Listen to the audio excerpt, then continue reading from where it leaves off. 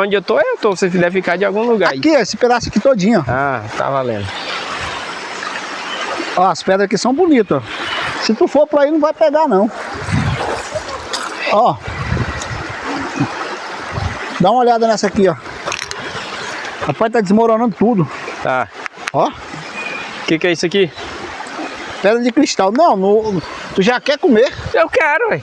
Não, meu amigo, nós vamos arrumar um lugarzinho bacaninha. Eu vou fazer fritar uns ovos pra nós comer. Não, eu vou comer os pão de queijo, deixa os ovos pra mais tarde.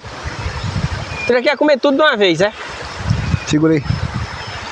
Olha, como eu falei pra você que aqui antigamente era garimpo de cristal. Olha essa pedra. É, ela é um cristal meio escuro, mas é, né? Ó. Bonita, né? Eu achava que aqui era garimpo de outra coisa. De ouro, sei lá de quê. É, mas não é não.